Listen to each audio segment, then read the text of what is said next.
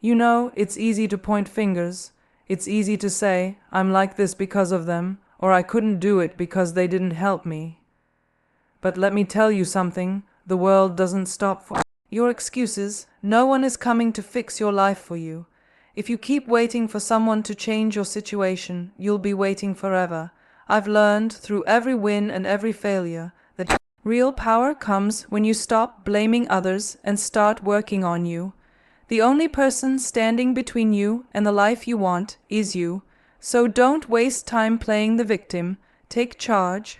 Improve yourself. That's how you rise. Collision blaming others is one of the easiest things we can do when life doesn't go our way.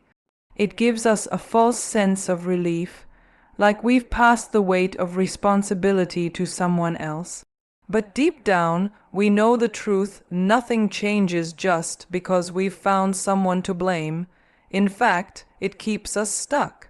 The moment we begin to point fingers is the moment we give away our power. Because as long as we're focused on what someone else did wrong, we stop looking at what we could do right. That's the real loss, not the mistake, not the failure, but the time and energy wasted on blame. When you start shifting that energy inward, when you begin to look at what role you played in the situation, no matter how small, something incredible starts to happen. You grow, you evolve. You become stronger, wiser, more aware. But make no mistake, this takes courage. It takes guts to say, maybe I didn't make the right choice, or I could have prepared better, or I reacted poorly. Most people don't want to go there. Most people are afraid of what they'll find when they look in the mirror, but the ones who do, those are the ones who rise. Taking accountability doesn't mean you're at fault for everything. It means you're willing to own your part and work on it. It's a mindset shift. Instead of being the victim of your circumstances, you become the architect of your future. You stop wasting energy trying to change people, trying to get them to see your worth, trying to make them feel sorry. And instead, you invest that energy into becoming a version of yourself that no longer needs validation, no longer needs approval, and no longer hides behind excuses. This isn't about shame or guilt. It's about owning your power. It's about recognizing that blaming others might feel comfortable in the moment, but it keeps you weak. It keeps you small. Improvement, on the other hand, is uncomfortable, but it builds strength, and in that strength you find real freedom. You stop being reactive and start being intentional. You stop repeating old patterns and start designing new ones. You stop depending on others for your progress and start relying on the one person you can truly control, yourself. Growth isn't something that just happens. It's not a byproduct of time passing or experiences piling up. Growth is a decision. A conscious daily choice to look at your life with honesty and say, what can I do better? And that decision starts the moment you stop running from responsibility. The second you take ownership of your actions, your mindset, your habits, that's the exact moment when growth kicks in. Responsibility doesn't limit you, it frees you. It gives you the control to reshape your life, your career, your relationships, and your future. When we keep blaming other people, the world, or our circumstances for why we are where we are, we stay stuck. We lose precious time. We become passive observers of our own life instead of active participants. But when we say, this is on me, something shifts. You begin to recognize the patterns that hold you back. You start becoming aware of the choices you've been making on autopilot. You stop waiting for change and start becoming the change. Taking full responsibility isn't about being hard on yourself. It's about being real with yourself. It means asking the difficult questions that most people avoid. Am I doing enough? Am I showing up as my best self? Am I really trying? or just pretending to try so I can blame the outcome on something else? These questions sting at first, but they're the exact ones that unlock your potential. It's uncomfortable, yes. Growth always is. That's why most people avoid it. But the truth is, the pain of staying stuck will always outweigh the discomfort of taking responsibility. You'll never improve what you don't admit needs work. And you'll never build a better version of yourself while you're busy defending the old one. Taking ownership means you trust yourself enough to believe you can do better, that you can unlearn, relearn, and evolve. Once you step into that mindset, even failures become useful, mistakes turn into lessons, setbacks become setups, because now you're in control. You're not depending on anyone to hand you opportunities, approval, or success. You're creating your own momentum. And the more you take responsibility, the more unstoppable you become. Growth stops being a theory and starts becoming your way of life. Your mindset is the filter through which you experience everything in life. It determines how you see yourself, how you react to challenges, and how far you're willing to go. That's why it's your greatest power. You can't always control your circumstances, but you can control how you respond to them, and that response is shaped entirely by your mindset. If you believe you're powerless, you will be. If you believe you're capable, you'll find a way. Everything begins there. Most people underestimate the impact of their inner dialogue. The way you speak to yourself every day matters more than what anyone else says about you. If your thoughts are filled with self-doubt, comparison, and negativity that will show up in your actions, you'll hold back, you'll overthink, you'll hesitate. But if your mindset is grounded in growth, belief, and resilience, you'll keep moving even when things get tough. You'll see obstacles as challenges, not dead ends. A powerful mindset isn't something you're born with. It's something you build. It's created through intention, discipline, and repetition. Every time you choose to learn instead of complain, to reflect instead of blame, to keep going instead of giving up, you're strengthening that mindset. And over time, it becomes your default. That doesn't mean you won't struggle. It just means you'll know how to navigate struggle without falling apart. People will project their limitations onto you. They'll tell you what's realistic, what's possible, what's too hard. But when your mindset is strong, you don't internalize that. You listen to your own voice louder than the noise around you. You stop shrinking yourself to fit other people's comfort zones. You stop needing external motivation to keep going because your drive comes from within. The most successful, fulfilled people in the world have all trained their mindset. They've faced rejection, loss, criticism, and still pushed forward. Why? Because they refused to let temporary feelings or failures dictate their long-term vision. They knew their thoughts could either be their prison or their fuel. They chose fuel. You have that same choice every single day. How you speak to yourself, how you interpret your experiences, how you show up when no one's watching, all of it shapes who you become, and the mindset you build will either limit you or lead you. Excuses are comforting.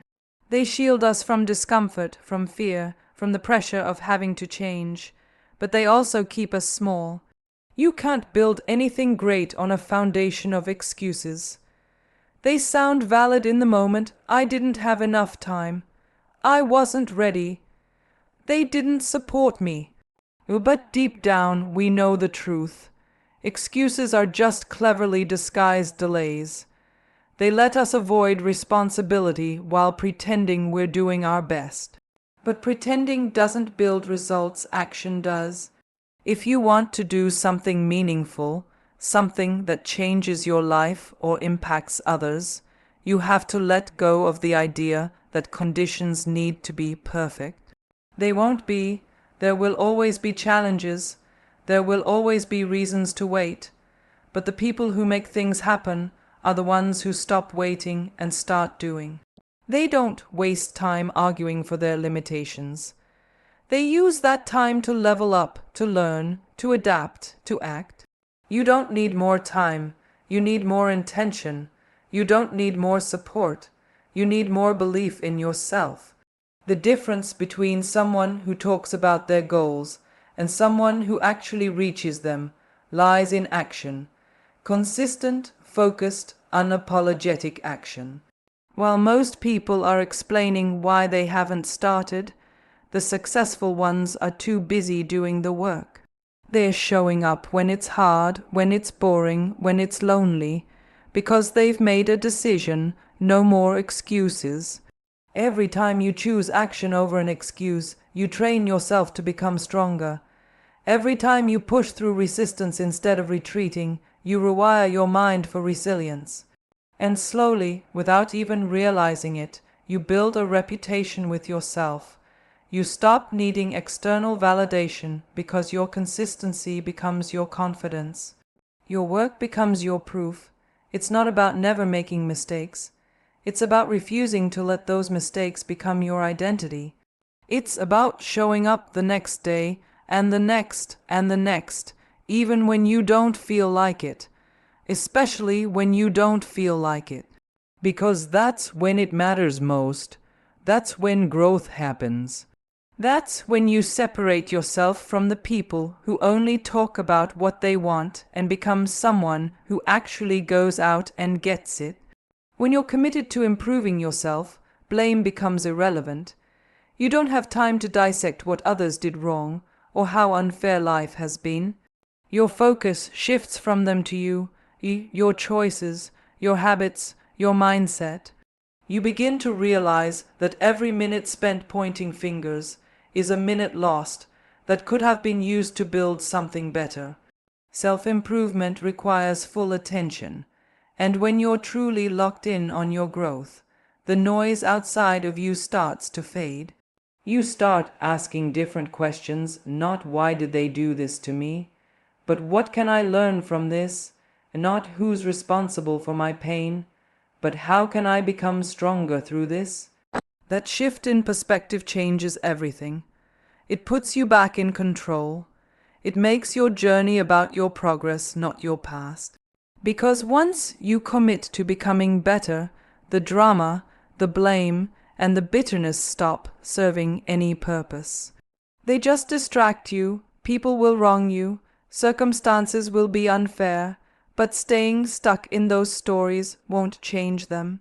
What will change your life is how you respond, how you rise, how you turn setbacks into fuel. That power is only accessible when you stop focusing on what's outside of your control and start mastering what's within it. That's where growth happens. That's where peace begins. And that's where real success is born, not from avoiding pain, but from transforming it.